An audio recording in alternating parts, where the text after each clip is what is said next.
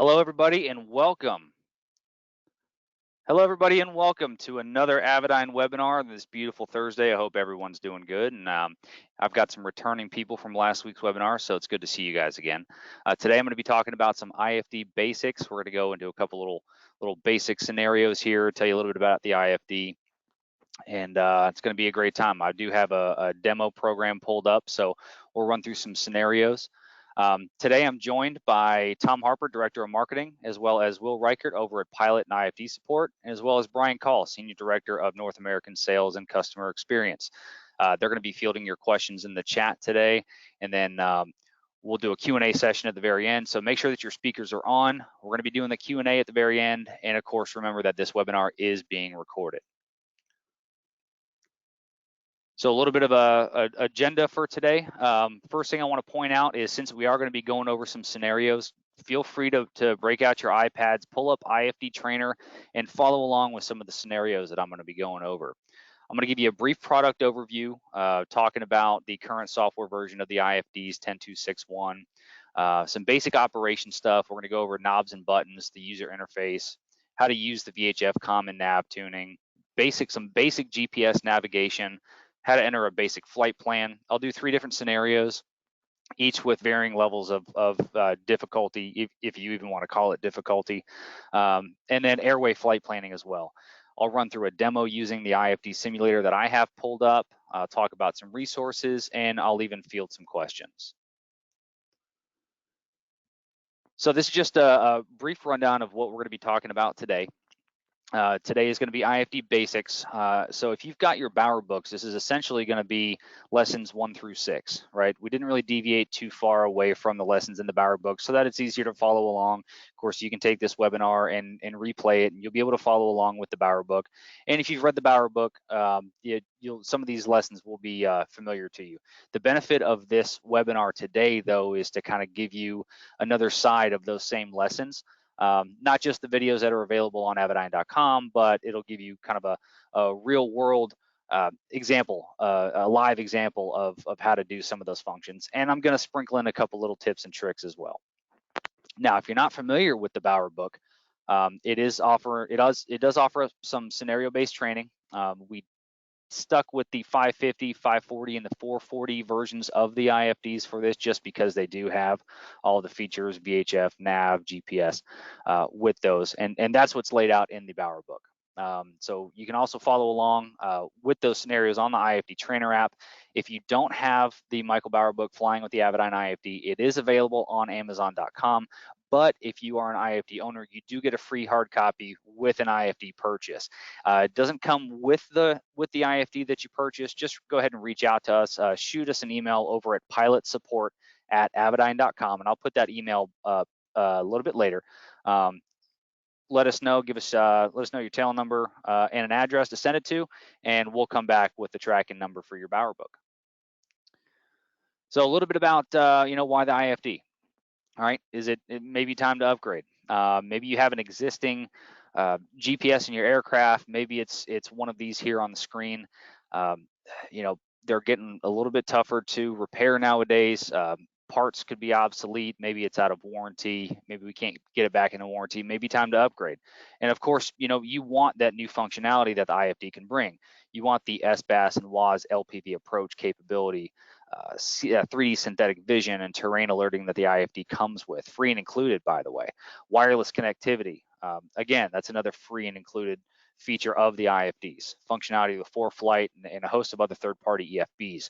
The fact that the IFD is touchscreen, that you can get electronic approach charts on the 5 Series IFDs, and then with the IFD 100 app, which works with any flavor of the IFD that you purchase. And of course, the improved user interface that Avidyne pilots know and love. So just a little bit of a product overview. So this is our current product line. We actually have 6 different versions of the IFDs, as well as our multi-function FMS. We do have Atlas and Helios versions for Part 25 aircraft, and then Helios for helicopters, Part 27, Part 29, Part 29 mostly. Digital autopilot with the DFC 90, DFC 100. AMX 240 audio panel, a feature-rich audio panel there. A couple different ADSB products that we have for you: panel mounted AXP 340 and AXP 322. Both of them are Mode-S extended splitter transponders that spit out 1090. SkyTrax 200 is a dual band ADSB receiver, so you'll be able to receive 978 and 1090 in with the SkyTrax 200, as well as some task products with our SkyTrax 600 series. And Avidyne is the authorized reseller for the Lynx NGT 9000 and 9000R transponders. So again, these are the 6 different models of the IFDs. 3 of them are GPS VHF NAVCOM radios, and 3 of them are GPS only, and you can see that here on this table. The 5 series does have radar and video as an option. That is a hardware upgrade, so if you're looking for a radar input or video, that IFD does have to come back for the hardware mod. So all of our IFDs do work on a hybrid touch interface.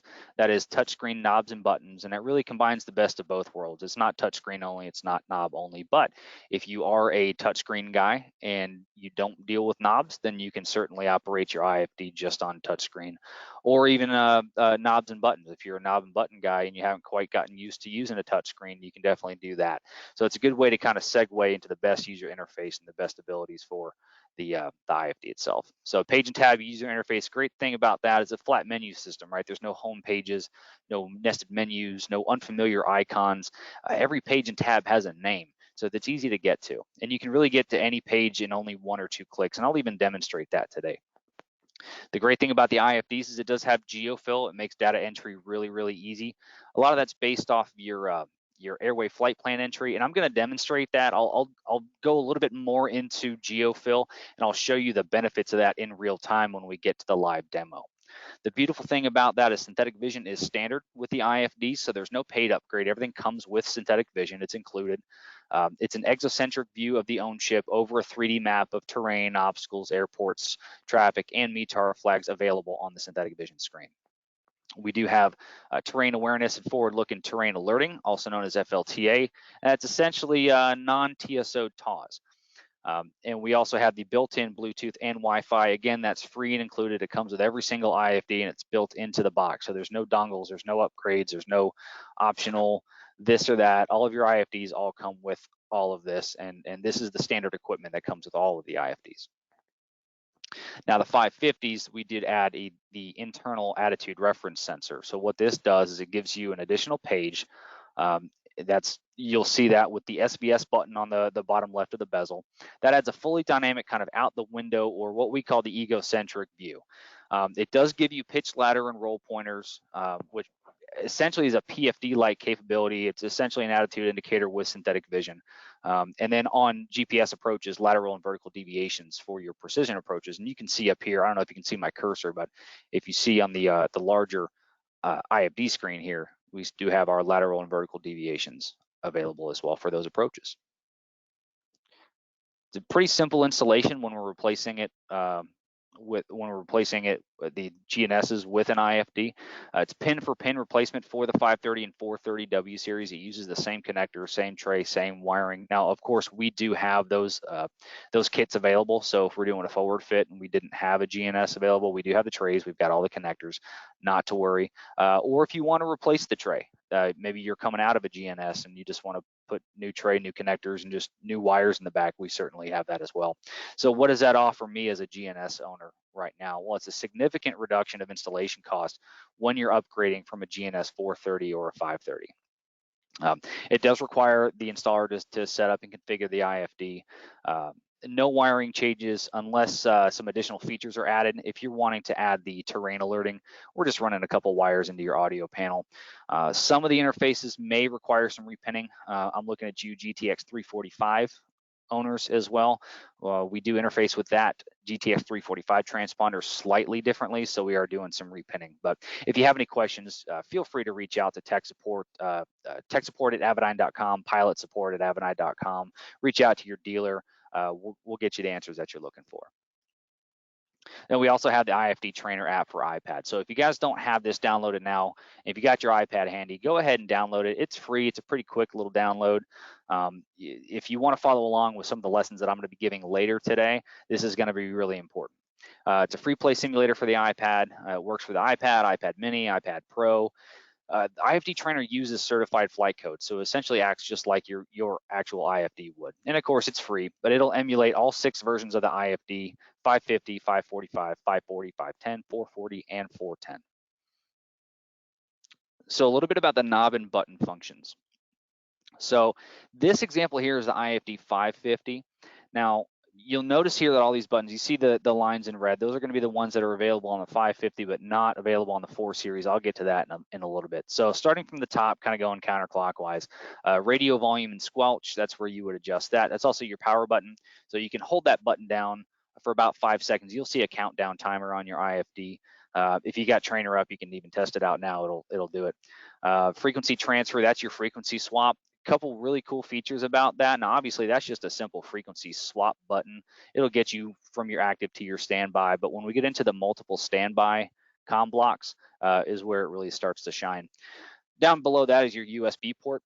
Now, there's no proprietary data cards. Anytime that you're doing software or database uploads, downloads, you're taking logs off of the IFD to send to tech support for troubleshooting, everything's done through a basic USB port, and there's nothing proprietary about our USB stick that comes free with your IFD.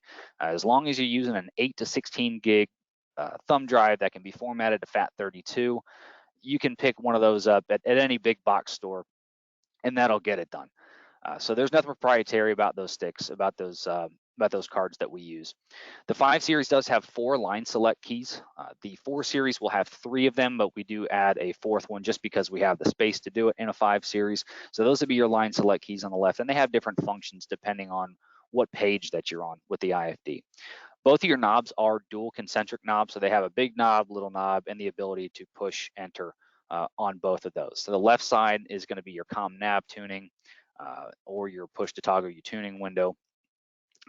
You've got your page function keys down at the bottom. There are 4 pages for the 5 series. There's 3 pages on the 540 and subsequent below that. Of course, remember that 550 has that extra SVS button.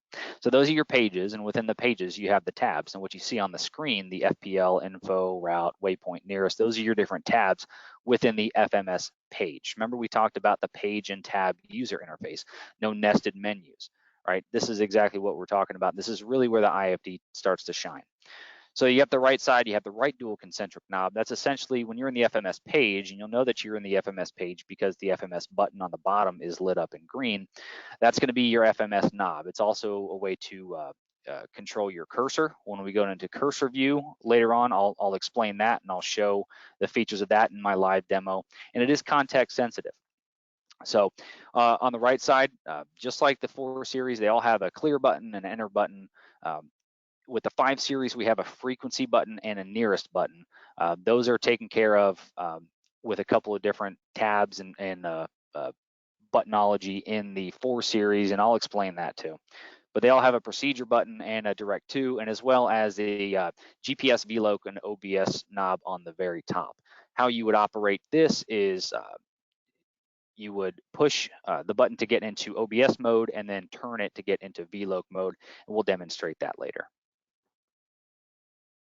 And the 540 bezel control is essentially the exact same, but you notice at the very bottom is that the SVS button is gone. We don't have that attitude reference sensor in the 540s, so we don't need that button. So a 540 is essentially the exact same way minus that extra SVS page. Now the 440, I explained a little bit how, let me go back one. See those red lines? Well, the nearest to frequency and line select key 4 are gone with the 4 series, and so we've cleaned it up, and you essentially have the same functions there minus those other buttons. There's ways to get to that as well, and I'll show you what I mean. So here, IFD page and tab user interface, right? So here we are, the pages, the page function keys at the bottom. I've got a 550 on the left and a 540 on the right. Pages on the bottom for the bezel, and then the screen has your different tabs within that. So that's how you can get to any page in 1 to 2 clicks. Now, How is this better than the GNS that I'm replacing? Well, with the GNS is that these are nav pages, right? There's no nav button, right? They're not labeled. You kind of have to memorize it. We think it's a little bit more confusing, at least the knob function. You know, which one do you turn to? Do I move the inner knob, the outer knob? And then of course the dreaded, you know, leaving the cursor on. That can create a whole different function of that IFD. Of the GNS. So with ours, each page is easily labeled. The tabs are easy to read. There's no unfamiliar icons. You know exactly what you're looking for and what you're going at with the page and tab user interface of the IFD. Now, what about the GTN? Well, same kind of underlying paging theory as the GNS. It's just kind of been reskinned, right? You don't really know what page you're on. What other pages exist within the user interface. And then it's got that same nested menu, right? There's really no grouping by that subsystem. Whereas IFD, again, page and tab user interface. Now a little bit about the side tab and the split screen. So you'll notice on the various pages, we have the ability to bring out a data tab or the flight plan tab, depending on what page that we're on. If we're on the map page, we have a data block that we can bring out. I'll demonstrate that a little bit later. But if we're on the FMS tab, we also have the flight plan tab that we can bring out as well. Well, the cool thing about this is that you have quick access to your map in any one of these pages, right? So, and we believe that quick access to your map increases the situational awareness. You're not far from your map for whatever you're trying to do with the IFD. So again, that side tab allows you to bring up data blocks on, and this example is going to be the map page. And how we're going to bring that out, there's a couple of different ways that we can do it, and I'll demonstrate it live here, is on the touchscreen, we can tap that data tab to bring those data blocks out. And what that's going to look like is just going to slide that out. Another really cool feature is because this is a page and tab user interface, I don't have to just tap that data block. And if you got fat fingers, it's kind of hard to do, especially in turbulence. So what I'm going to do is I can actually take and push and hold either side of this map bezel button and go ahead and try it on trainer. Push and hold one of the sides of those if you're on the map tab, and it's actually going to bring out or put away that data block tab. And by the way, those data blocks are completely customizable as well. And again, try it on trainer. You can click and hold that map page button to show or hide those data blocks. What's cool about it too is that the same function, the same buttonology happens on the FMS tab as well. So when you're building your flight plan, you're probably going to see a page like this. Well, if you want to bring the map out, you can either tap on that map tab, which will show the map, or you can also hold down either side of the FMS button to do the exact same function. So really handy for when you're previewing flight plans as you're entering your waypoint, and that route preview is what I'm talking about.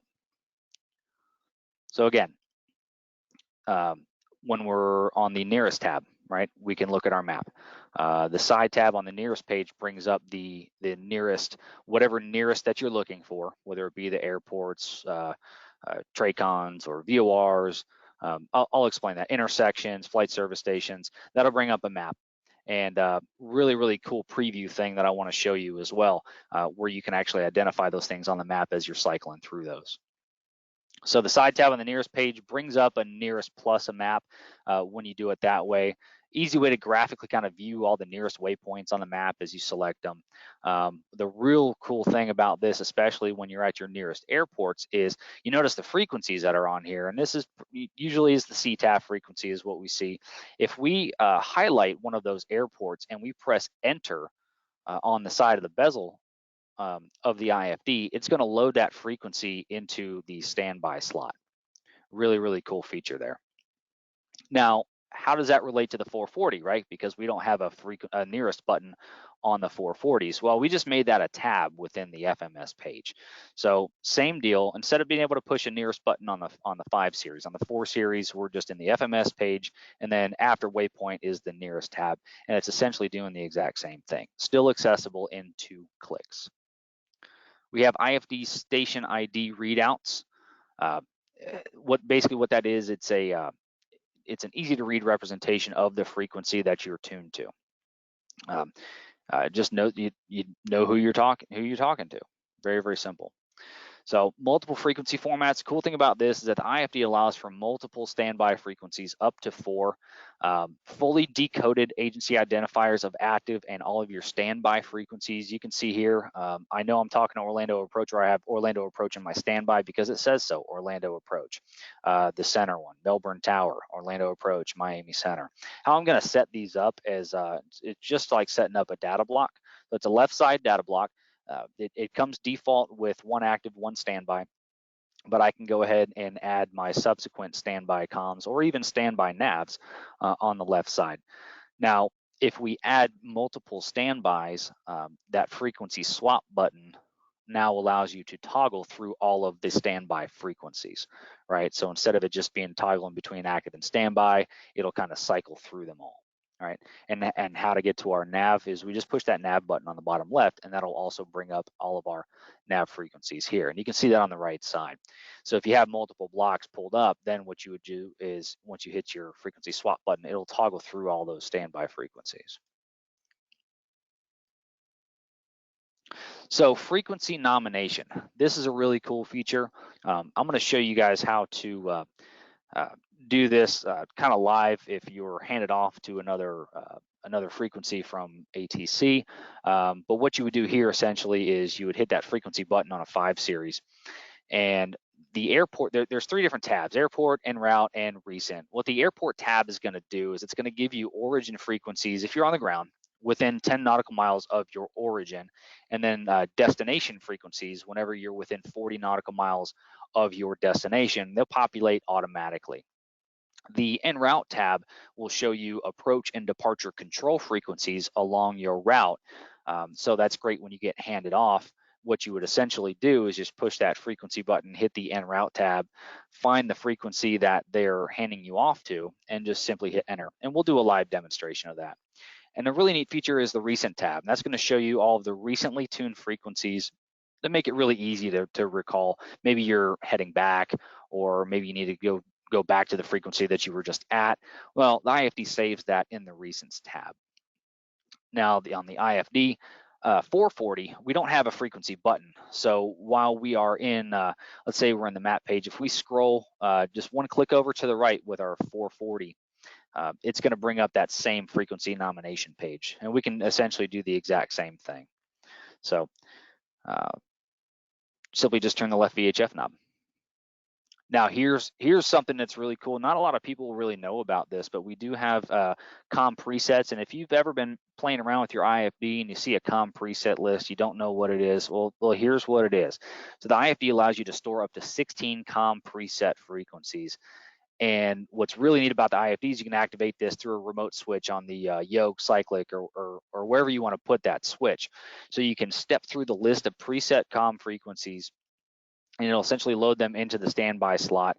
But it also supports a remote transfer input. So one of the more common ones, if you have this switch here wired up, maybe you've got it on your panel, maybe you have it on your yoke.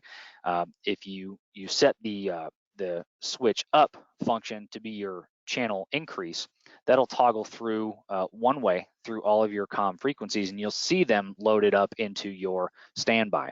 Well, if you switch down, and if you got that wired through pin 15 in the 1002 connector, that's actually going to be your frequency swap button, essentially. So you don't have to reach up to the bezel and hit the frequency swap button.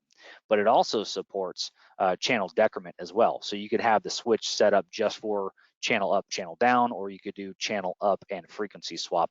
Real neat feature of the IFD. So GFL, I mentioned it before. What it is, it's an algorithm that predicts the intended identifier based on different factors, right? So as you're building your flight plan, and maybe it'll be based off of proximity to maybe a reference point wherever you're at, or the facility type.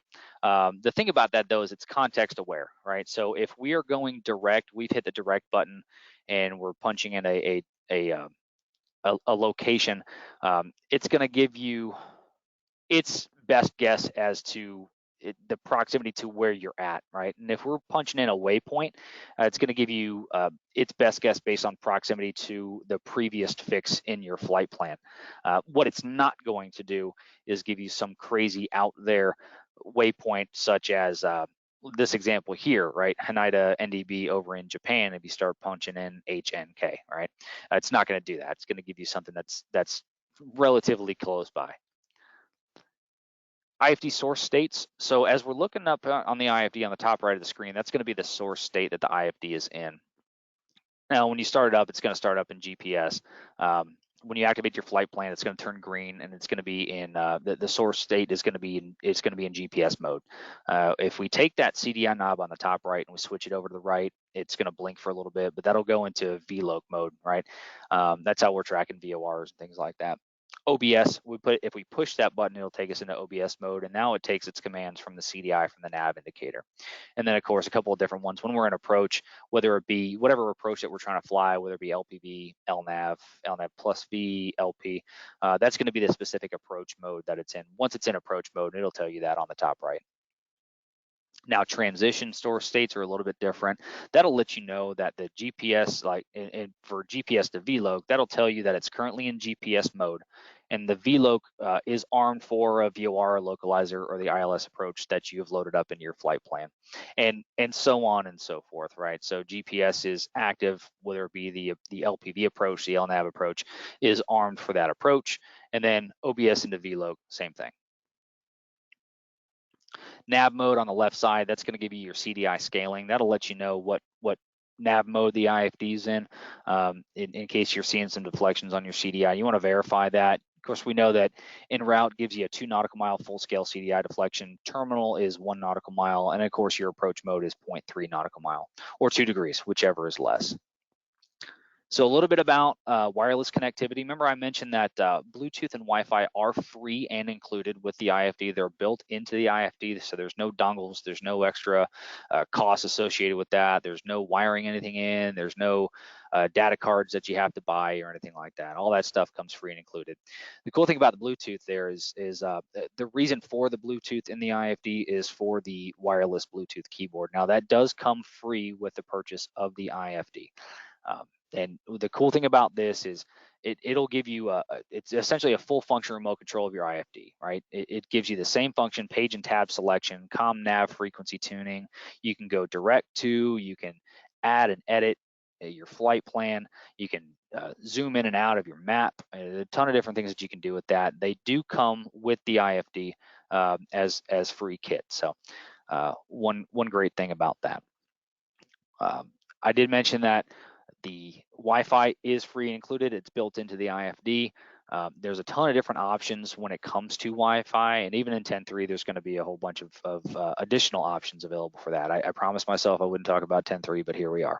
Okay, so Avidyne's IFD 100 app is a great app. I'm gonna touch on that here in the next couple of slides, but that's essentially how we're going to talk to your iPad is through Wi-Fi, and we are compatible with a host of other third-party apps. Here's the list here. We do make our SDK, our software development kit, available to any third-party app developer that wants to work with us. So we're very open with app developers, whether that be on if they're developing an app for the iPad, if they're developing an app for Android. We do make that kit available to them so that we can get that interface going. So a little bit about the IFD 100 app for the iPad. What it is, it's essentially a second instance. It's a big glass IFD on your iPad. It'll give you like I said, it'll give you another instance of that IFD in the cockpit. You can FMS. You can do FMS flight plan editing remotely on there. A lot of guys yoke mount it. They like having the big glass right up in their face. A lot of guys even panel mount that IFD. Into their panel, and they essentially use it as a multifunction display. It will send ADS-B traffic and weather wirelessly. The IFD will send that over to the iPad over IFD 100. One thing that it's not, though, and I want to point that out, what it isn't, right? It's not an EFB, so it's not meant to compete with your ForeFlights and your FlyQs and your Sky Demons. It will complement those apps. Essentially, what this app is a big remote control for your IFD. So if you are a fan of your EFBs, your ForeFlights, your FlyQs, absolutely use those. We do work well with those companies, but just keep in mind, I just want to manage expectations that IFD 100 app is not an EFB that is meant to replace that. A lot of guys love their EFBs and they use only their EFBs and they don't use IFD 100, or maybe they only use IFD 100 when they're in the plane and they don't even touch the EFBs, and that's fine. All right, we are all about giving our customers that option and that extra tool to be safer pilots in the cockpit. And of course, IFD 100 is available for free on the iTunes App Store. Now, if you have a 550, one thing that I do want to make clear about the IFD 100 app is that it does mirror whatever IFD that it is attached to. So, and that includes all the features. So if you do have an IFD 550 with that extra SVS page on the IFD, you now have that ability on your IFD 100. Now, if I was connected to an IFD 540, I would not have the SVS page like you see here on the screen. I will have a much bigger version of the existing pages that are available, and I can look at my my exocentric view on IFD 100 while I'm looking at the flight plan page on my IFD. So it's not an exact mirror, if you understand what I'm saying, is that you can look at different pages, but it's essentially a big remote control for your IFD. So how that works with ForeFlight, we have the ability to transfer flight plans between ForeFlight and the IFD, both to and from. We'll send ForeFlight the GPS position, and we'll be getting ForeFlight will be getting the ADS-B and traffic and weather from whatever source that the IFD is getting. Now, in its current state with current software, if you are getting traffic and weather from a wireless ADS-B receiver, you're only going to get that on your iPad, whether that be through IFD 100, whether that be through ForeFlight or any other one of those third-party EFBs that you're using. In its current state, we can't display traffic and weather on the IFD. Again, that's another 10.3 thing. But if you have a certified ADS-B receiver such as a Skytrax 200, Lynx NGT 9000, GTX 345, any one of those, we'll show that up on the IFD and we will send that traffic and weather product out to your iPad over Wi-Fi. Now, if you have a somewhat newer iPad that does support multitasking, you can bring up IFD 100 and your EFB at the same time with the iPad's multitasking capability. So in this example here, we've got ForeFlight on the left, IFD 100 on the right, and it will talk to any flavor of the IFD. Real great feature for our 440 customers that maybe they just don't have the screen real estate on the 440 itself to be able to show a much larger map. They absolutely love this combination here. All right, and it's not just what's in the States. Over in Europe, we do interface great with SkyDemon. Works really well for European airspace, as you can see on the IFD on the right side. SkyDemon will kind of clean that up a little bit, and you'll be able to split screen that, run SkyDemon, run IFD 100, control your IFD from your iPad, and utilize all the great benefits of whatever EFB that you're using on the iPad at the same time. Now, Wi-Fi networks, again, we can connect as a client on a third-party network. Say we've got a Stratus 3 in the cockpit, we can connect the IFD to that Stratus 3's network, and it'll essentially connect just like the iPad will, right? The Stratus will be the host network, and what we'll do there is we'll send the GPS position to the iPad. The Stratus is going to send traffic and weather to the iPad, and then we'll also be able to do flight plan transfer as well. So I've got a couple other webinars that I've done on this. If you go to our website, avidyne.com, and you look at some of our on-demand webinars, I did do one webinar specifically about connecting the iPad to the IFD.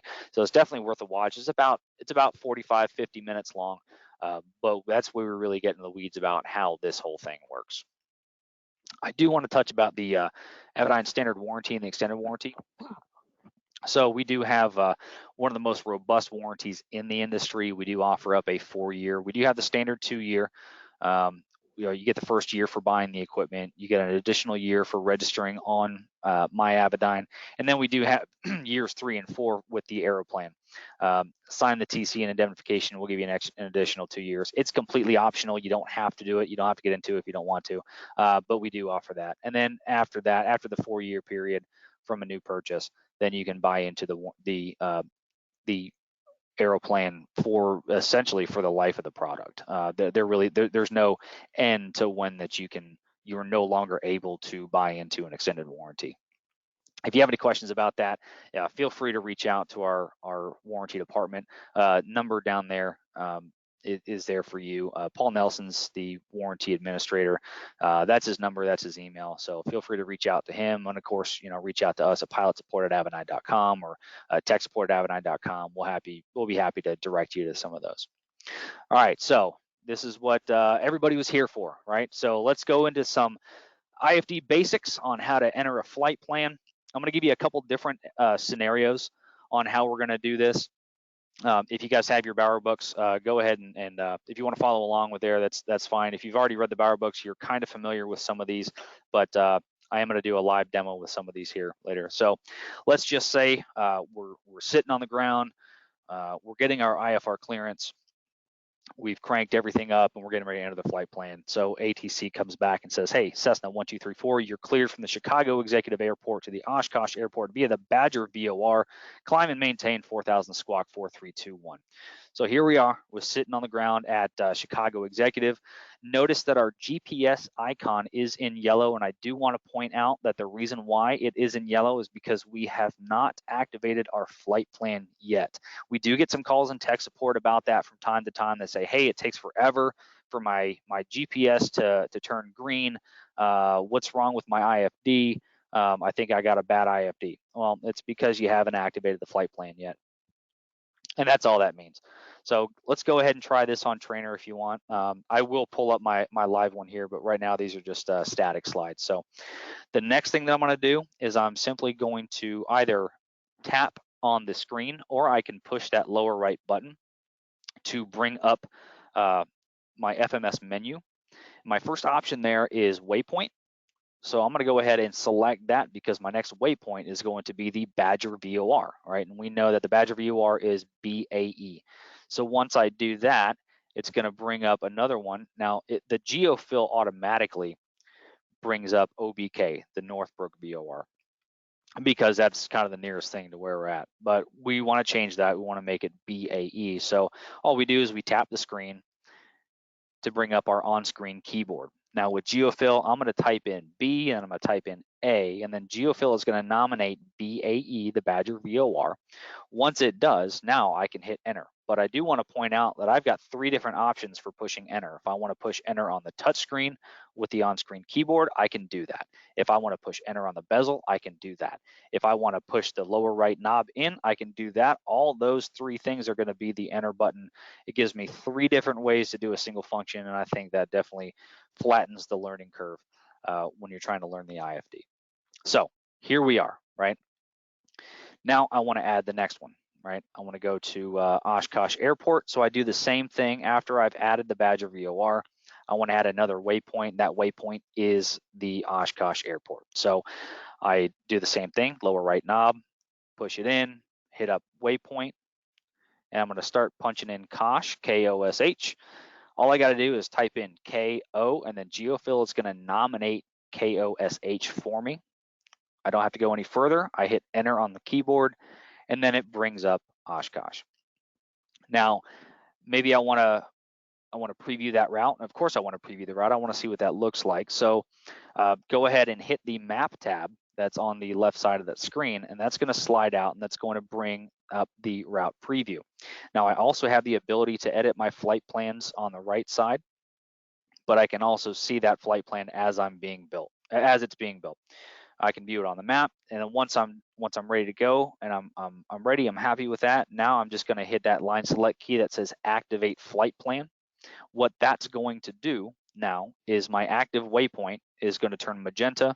The down path waypoint from there, that line is going to be what we call the barber pole, or the alternating magenta and white. And then anything beyond that, if we had any any legs beyond that are going to be solid white. So that's essentially what that would look like. So that's a very, very basic, simple flight plan.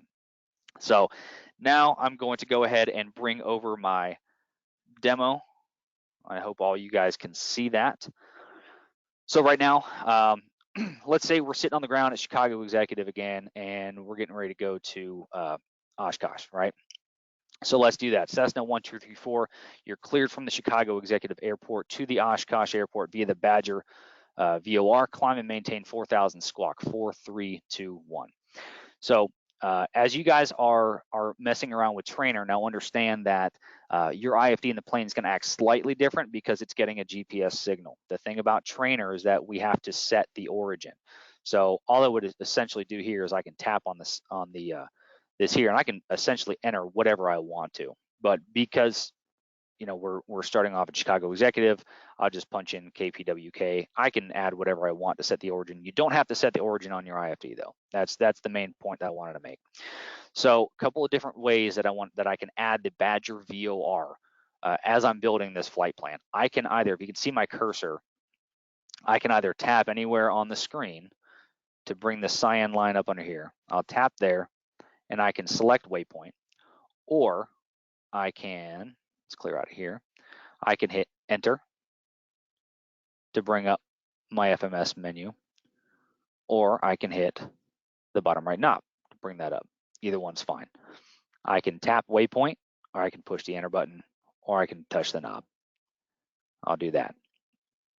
Here, I can either tap the screen to bring up my on-screen keyboard, or I can even, let's go back. Let's go here, enter, and I can use my knobs if I want to. I'm a touchscreen guy. I like my touchscreens, so we're going to go ahead and just do B, A, and then geofill automatically fills the Badger VOR for me. I can hit enter, the bezel button, I can hit that, or I can hit this. I like the touchscreen, so here we go.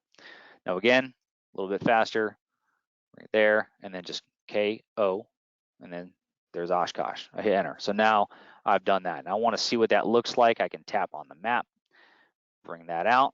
I can, basically what I'm doing right here is I'm moving the touchscreen with my finger here. If I want to see what that looks like on the map tab, I can simply use my knobs here and I can zoom in and out. And also we do have pinch zoom. So I can't demonstrate pinch zoom here on the computer, but on trainer, you can also do that as well. You can pinch zoom on the screen. So a bunch of different ways that you can do that. So let's get back into our FMS page. And now we're ready to go, right? So now we activate our flight plan and off we go. All right, let's see. We talked about the flight plan and the map. Page and tab user interface again. So here we are, we're on the FMS page in the flight plan tab. I do have my map available here, but on this page is where I would essentially enter or edit my flight plans. Now, if we go over here to the map page, what that does is that's going to give me my different map views. Here is my SVS page, or in 10.3 it's going to be TAWS, but same. Here's your map. And I can also change the map orientation. So right now I'm showing track up with a 360-degree view. While I'm in the map page, in the map tab, all I'm going to do to change my map orientation is I'm going to push my lower right knob. And now I'm in north up. If I push it again, I'm going to be in track up, but this time I'm in a 270-degree arc view. Gives me a little bit more real estate up front to see what I'm looking at in front of me. I push it again. Now I'm in track up with a 360-degree view. And that's literally all I have to do to change my map orientation. I don't have to go back to another menu. All I'm doing is literally just pushing this lower right knob. All I'm doing. If I want to bring my data blocks out, I can either tap on the screen where it says data on the right side to bring out my data blocks. And these are completely customizable. I can touch and drag them depending on how many data blocks I have pulled up. And if I want to hide that, I can either tap on the screen again, or again, page or hybrid touch, I can hold down one side of the active button to hide those data blocks as well. So if I want to pull up my data blocks and I'm in turbulence, all I got to do is just hold one of the sides of the active page that I'm looking at. So frequency tuning, essentially there's a bunch of different ways to do that, right? If I want to change a frequency, I could either tap the standby on the screen and it's going to bring up my numeric keyboard here. I can plug in whatever I want to. Now here's a really cool feature. I want you guys to pay attention to this. I don't have to plug in the entire frequency number. Let's say I get handed off or I need to load up a frequency that's 123.000. Okay, what I'll do is I'll bring up my keyboard, and IFD already knows that I'm in the 100 megahertz band, so all I do is 2, 3, and enter. And now I've just plugged in 123.00, and then my station readout, Schaumburg Regional Unicom, based on my GPS position, that's the nearest one, that's 123.0. Let's say I want to go 118.2, I'll go 182, enter, 182.0. If I want to go 123.5, 235, enter. Okay, simple as that. Another way to do that, of course, is with frequency nomination. If I push the frequency button here, I can bring up, let's clear that out. And my computer froze. There we go. Frequency button, you bring this up. Now, I can tap the screen here to bring up my different pages, whether airport, en route, and recent. Remember, airport is for my destination here, and route is everything along the route. My different sectors with Chicago. And then if I could scroll down here, it'll give me the different frequencies. Man, Chicago Center sure has a lot of them, don't they? Or I can tap recent here. Now, again, hybrid touch. I don't have to just touch the screens here. I can just toggle the frequency button to take me to my airport, my en route, and my recent. So that's going to come in handy, especially if I'm getting handed off. Let's say ATC calls me up and says, hey, Cessna 1234, contact Chicago Center 128.65, right? I'll say, all right, 128.65, good day. I'll hit the frequency button to bring up my en route. And there's, I'll find this guy, 123.65. I think I did it the wrong way.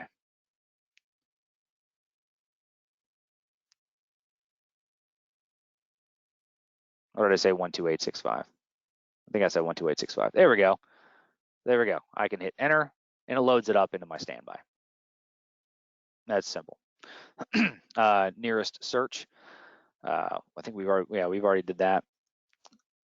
Oh, here we go. Yeah, so if we bring up the nearest here, here's my nearest airports. I've got nearest airports. With the line select key here on the left, I can go nearest airports to my destination. If I'm looking for an alternative airport, nearest VORs, NDBs, intersections, all right, ARTCs, flight service stations. But let's go here, right? So we go nearest airports. Now, when is this going to be important? It's going to be nearest. If I have an emergency and if I need to get somewhere fast, all I would do essentially is I would push that nearest button like we did. And let's say Charlie 81, it's 4 miles away. There's the CTAF. So aviate, navigate, communicate. First thing I'm going to do is go direct, enter, enter. And now I'm going to C81. I hit enter one more time, and it's loaded up into my standby. I hit frequency swap, and now I'm talking to Campbell. All right, so that's a great feature for the nearest button for an emergency.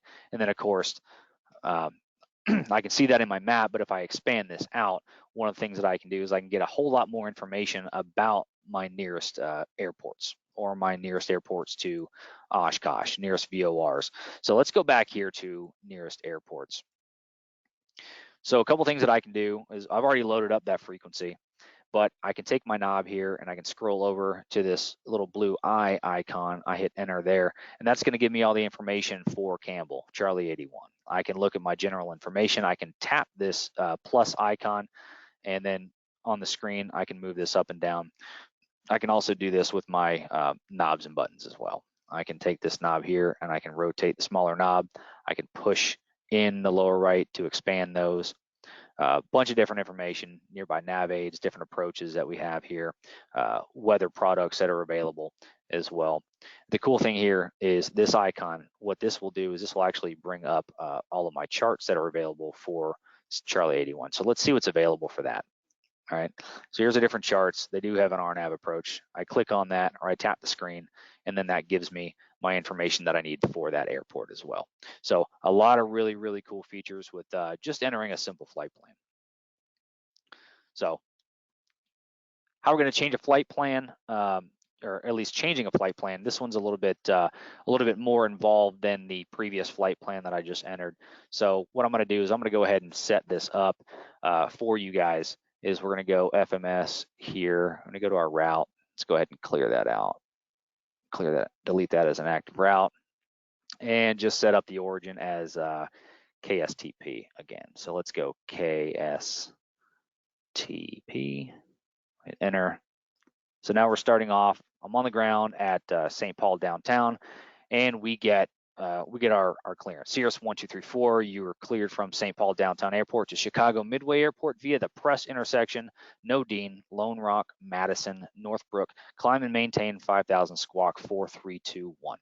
Well, this one's a little bit more involved, like I said, than the last flight plan, but I can do this with 30 button pushes.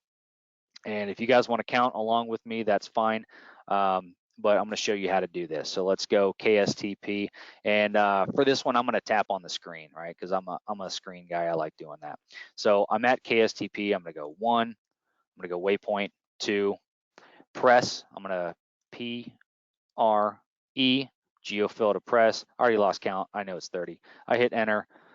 I go again. Tap the screen. Bring up waypoint. I'm going to go ODI. Oh, look, geofill. I don't even have to type in D, so I just hit enter there. I'll tap again, go waypoint. I'm gonna go Lone Rock, so LN. Oh, there's geofill again, LNR, cool. I hit enter. All right, I go again to the other waypoint. I need to go to Madison, so I go Mike. See, oh, look, geofill, there it is. I hit enter. And let's switch it up. Let's hit the enter button over here, and let's go. I need to go to Northbrook, so we go OBK, hit enter. And then after that, I'm off to MDW. So I go waypoint, and I'm sorry, KMDW. So there it is. So there is the flight plan that I've created as well. So now we've entered it. Let's go ahead and check it. So let's bring our map out and let's preview that guy. So I can either touch and drag along my route here to see it, which is one way to do it. Another way I can do that is with cursor view. So if I go here to view expanded, go to view cursor, and then if I take my, let's go compact view, let's bring that guy out. What am I doing here?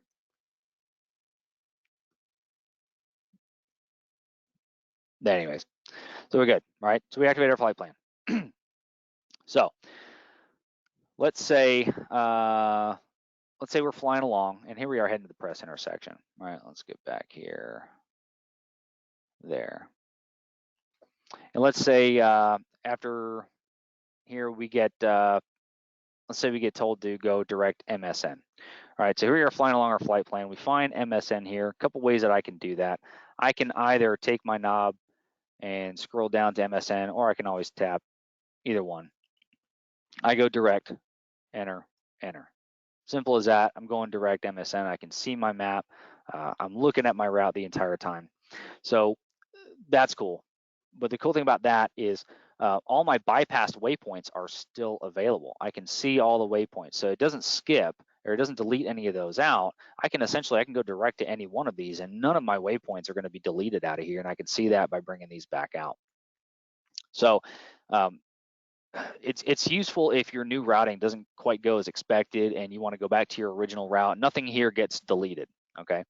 Well, what if your waypoint's not in the flight plan, right? What if center comes back and says, hey, Cirrus 1234, previous traffic reports convective activity building between you and Madison. Turn left 20 degrees and proceed direct to the Volk VOR when able.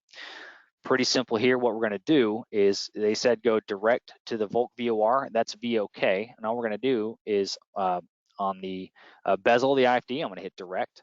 I'm going to tap here. I'm going to go V. Oh, VOK already geofilled. So we hit enter. It's going to prompt me, hey, do I activate direct to VOK? Yep. We hit enter and off we go. Okay. Now I did it this way to show you guys something, right?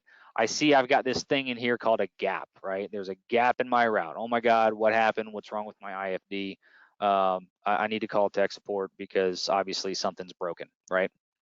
Look, it's not, okay? It's a discontinuity in your flight plan. It's not a problem. What happened was you were given an incomplete clearance, right? And all we have to do is just clear that up. So we have to connect the Volk VOR and Madison VOR. So all we do is we can either take our knob, we can scroll down and highlight that gap, and we can either hit clear or we can connect with our line select key that shows up, connect Volk and Madison. So we do that, we clear it, and now we're flying after the Volk VOR, we're going to the Madison. Simple as that. Okay. Now that is a very, very basic example of the gap and route feature. There are going to be some instances where a gap cannot be cleared. They're very rare, but they do exist. We're going to explain that in a little bit greater detail in a later webinar when we get into more advanced operations like SIDS and stars. Okay, so now let's get into inserting a waypoint, right? So let's say they come back and say, hey, Cirrus 1234, Chicago approach will not accept you on your current routing.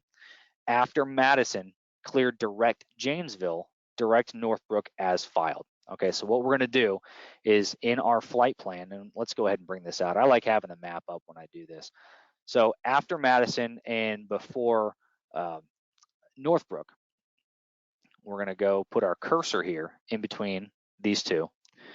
And we're going to, just like we did adding a waypoint, we hit enter here and we hit enter for waypoint. I'll just tap the screen. JVL, right? That's Janesville. So I go JVL, geofill takes care of it, and I hit enter. Okay, so now from Madison, after Madison, I'm going to Janesville and then Northbrook VOR as filed. Okay, so that's all we got to do. Simple as that. But what about deleting a waypoint, right? Let's say they come back again and say, hey, Cirrus 1234, Chicago approach, they changed their minds. After Madison, cleared direct Northbrook as filed. Well, all we got to do is delete JVL from the flight plan. All we're going to do there is I can either tap the screen or I can roll back one to highlight Janesville and just hit the clear button. Watch what happens when I hit the clear button. Janesville's gone. Simple as that, right? Now, let's say I want to change a destination. Maybe I can't go to Midway, or maybe Center comes back and says, hey, Cirrus 1234, Chicago approach reports heavy thunderstorms at Midway. Expect extensive holding until the airport reopens. Well, you don't want to do that, okay? You don't want to hold forever. So let's just divert to the Janesville airport. So you reply back and you say, Center, Cirrus 1234, request diversion to the Janesville airport. And they reply, yeah, Roger, Cessna 1234, cleared direct to the Janesville airport. All right, so the Janesville airport is KJVL.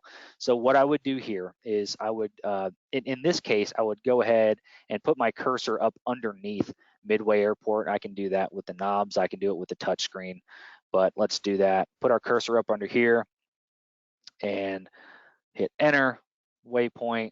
Let's go KJVL. Good, I hit enter. And so now I've got the Janesville airport as well. Okay, so now I'm gonna hit enter or direct, picks up Janesville, enter, enter, and now I'm flying direct Janesville. All right, but Midway is still in the flight plan, yeah, just in case. All right, so that's a little bit more of a, I would say a little bit more advanced flight plan than the first one, but here is where it's really gonna get fun, okay? So the next thing that we're going to do here, folks, is we're going to do a flight plan with Airways, right? I'm going to show you all the really cool features with that. So I'm going to go ahead and bring up my thing again, and let's do that route again. So we're going to go back here to route, just to kind of clean this up. We're going to go clear, delete the active route. Let's go to my flight plan, and let's set our origin because this is a demo, right? So we're going to go KSTP.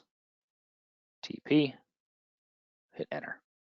Okay, so here they go. Cirrus 1234, you're cleared from St. Paul Downtown Airport to Chicago Midway via the press intersection, Victor 2, Nodine, Victor 170, Dells, Janesville, Victor 24, Umuzi, climb and maintain 5,000 squawk 1234.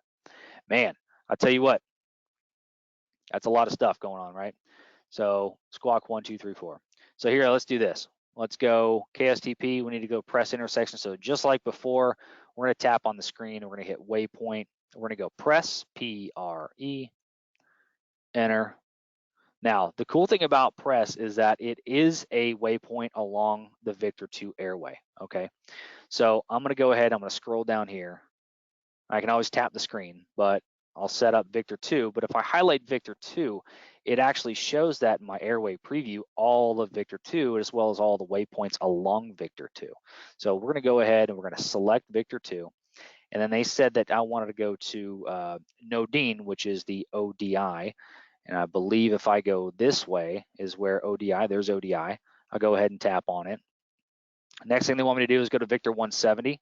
So I'm going to bring up my FMS menu again.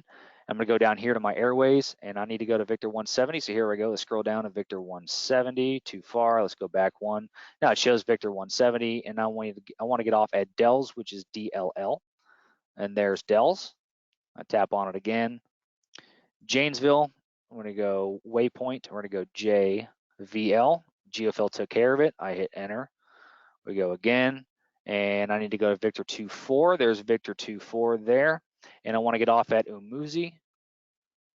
There we go, and then I'm ending at KMDW. So we go waypoint, KMDW. GeoFill took care of the rest. I hit enter.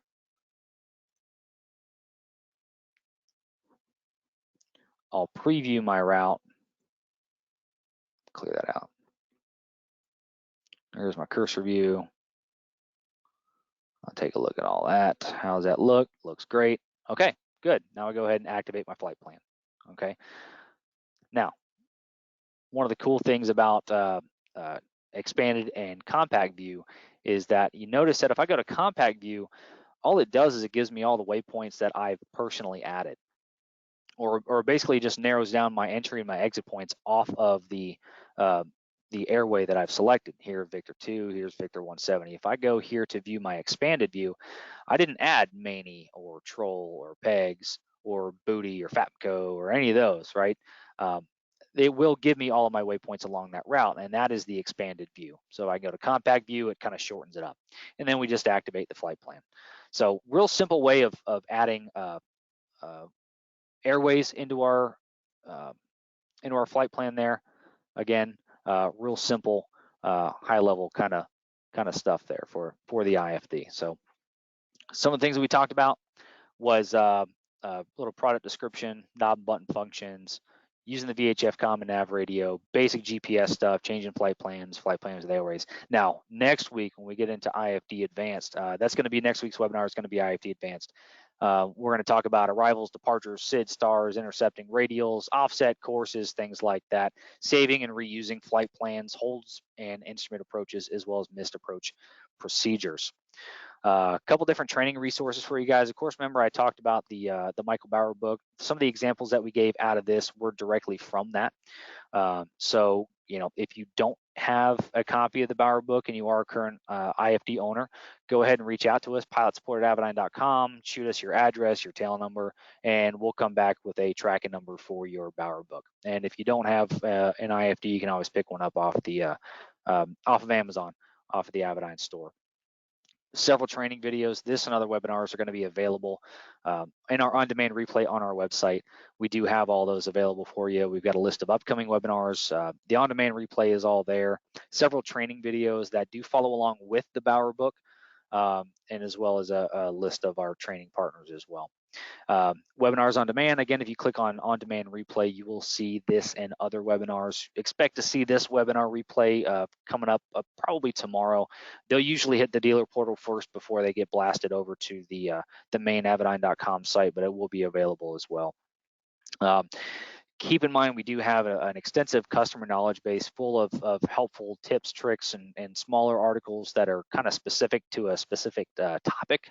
So you know, go there first if you're looking for information. Go to avidyne.com, click on pilot support up top. It's a great resource for our customers. It'll tell you about how to get to the pilot guide. Of course, the pilot guide is available for downloads as well, but pilot guide links, different warranty info, how to activate your databases, how to upload databases, how to do software updates, little tips and tricks, and a whole bunch of other things. So that is one as well. Another great resource is our good friend Gary Reeves. He's a master instructor, a master CFI. If you really want to learn how to master your IFD, especially for single pilot IFR, he's got a fantastic book. He has several great training resources on his website, pilotsafety.org. He does have online courses. He will come to you and provide training in your own aircraft. I believe it's a 3-day course still. Fantastic resource. Gary's a wealth of knowledge, so he's a great resource. We also, again, the IFD Trainer. If you weren't following along with any of mine today, we do have the IFD Trainer app. It is free for download on the App Store.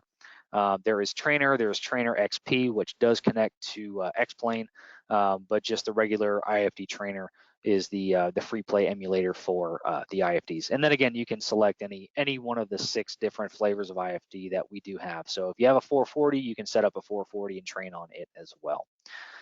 Social media, we are on social media everywhere. I myself am one of the moderators on the Avidyne Pilots Club Facebook page. So if you're not on the Facebook page, come on out, hit join, and then that's another great resource. You can share some great photos of you guys flying around, and we love seeing those. We love hearing all the cool stories.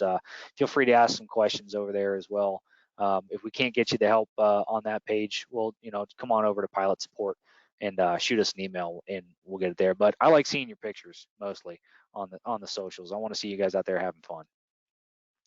Again, next week's webinar is going to be IFD Advanced, where we get into the more technical nuances of the IFD, how to do some of the more advanced features. We're going to talk about departures, arrivals, intercepting a radial, some course offsets, rubber banding, saving and reusing flight plans, some holds, and some instrument approaches. So be sure to check that out. And if you can't make it, go ahead and register for it. Just like this webinar, you're going to get a link for the replay, so you'll be able to see it all over again. So I am going to end this with a live demo, but I would like to field some questions from you guys. So Will, Tom, if any of you guys have some questions that maybe you guys weren't able to answer, maybe we can answer them live, or even if somebody has offered up a question or something that they want to demo, I'll be happy to answer them now. It seems like you guys did an awesome job in the questions answering them already. Anything that you guys find, Will, Tom, that haven't been answered yet? There's a few questions about waypoints and things like that. Martin here is asking about some database things. Are European VFR reporting points supported as waypoints? I don't know, but I think we can. I think this is a worldwide database. Hang on, let me see. Maybe yep, worldwide NAV database. Let's load that up now. If he's available, if he can maybe give us an example, then we can definitely try it. And I'm pretty sure it will. All right, Martin, if you're still here, go ahead and give us an example, and we will see what we can do. Kurt, I can see you've got one here, differences between route and flight plan. Okay, so the flight plan on the FPL tab is your current route. If I go to the route tab, I can have a list of routes, right? I can save routes and I can recall routes. I can invert routes. I can copy routes. And that's how I can load a route. I would essentially load a route into my flight plan, right? So this is what you're flying now, Kurt. And then the routes tab is a bunch of saved routes. I can push those over and I can load the route to the active flight plan, and then I can activate the flight plan, if that makes any sense, right?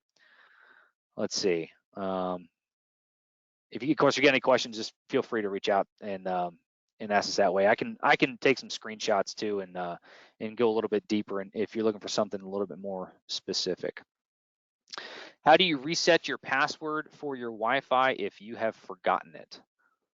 If you go to maintenance mode and you have the ability to edit your password, which you should be able to. The only reason that you would not be able to reset your password, Russell, is if you have password protection on your IFD. So you can go back to it and you can view it there.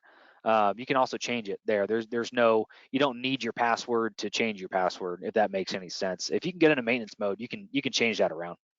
So that's all it is. So if you have any questions on how to get into maintenance mode, that's going to be in your pilot guide. I want to say chapter 7 without looking at the pilot guide. I think it's in chapter 7, but it's certainly there in the pilot guide as well. All right, what else we got?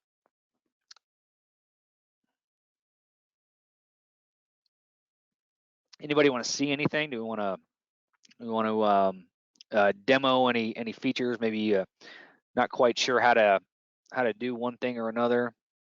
Be happy to answer those. Man, Will, you are on fire over here answering these questions. Great job, dude. My fingers are bleeding. Let's see. A good one here. Can gaps in VFR approaches be closed? Yes, they can. They can also be closed in IFR flight plans. What it is just telling you that there's a discontinuity in the route, that the 2 points don't exactly match up. I did answer somebody's question about that in regards to IFR flight plans. But yeah, it's a simple, you'll see a line select key on the lower left-hand side, and you can fill the gap in route there. It'll Yeah, say connect waypoint to, or like waypoint A to waypoint B. there's a couple different ways that I can do that. Maybe I can just try. Let's do ODI again. See if I can get a gap to come up. No, let's not. I'll just punch in kind of whatever.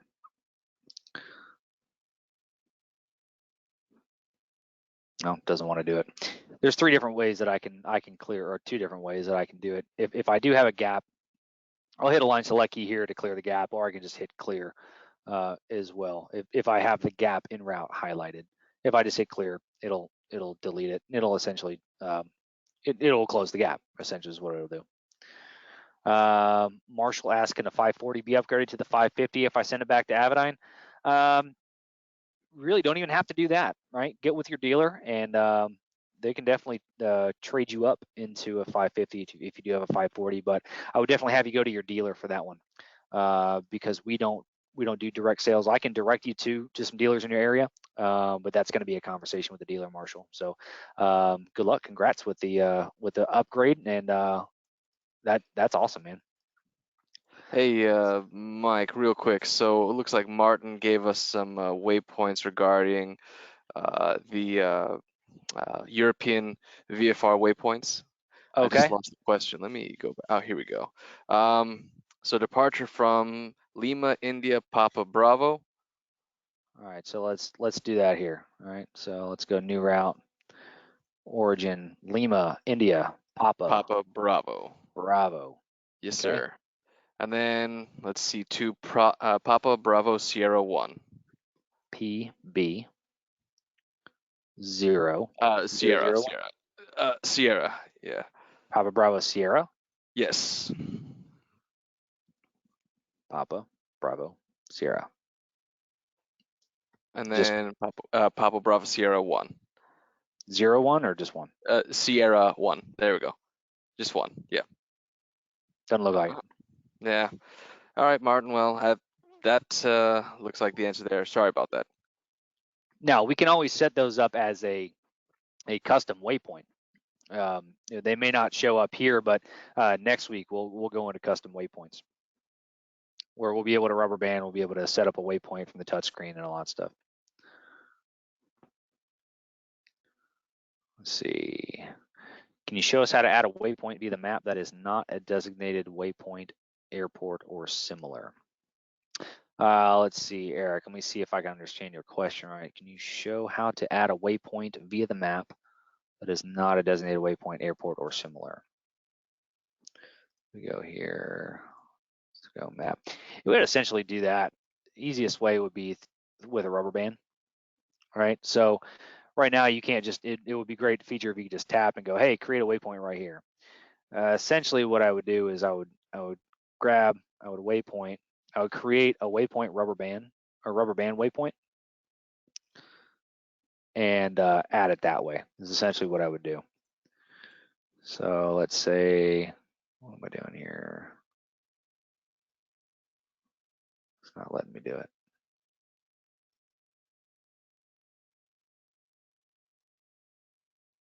What's going on here? I don't want to do that.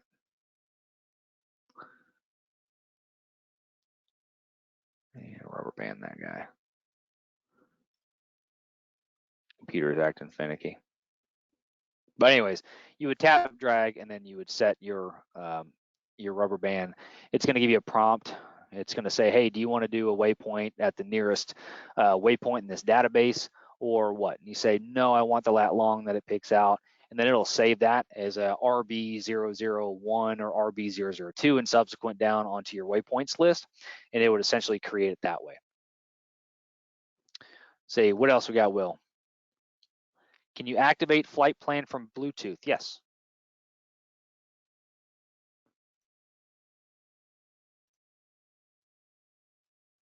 Clear some of that up. Clear that, clear that. What else we got, Will? Yeah, anything sticking out at you?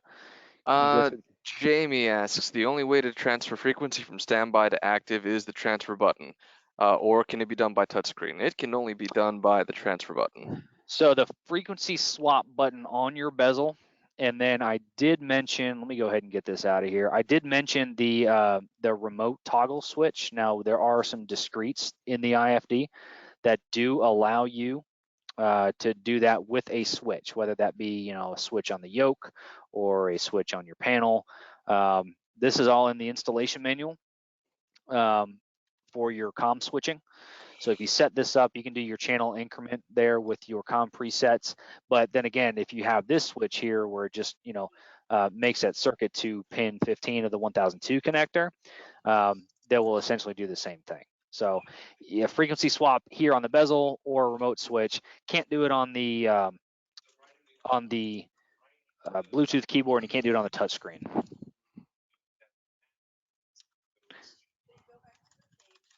How do you enter user waypoints?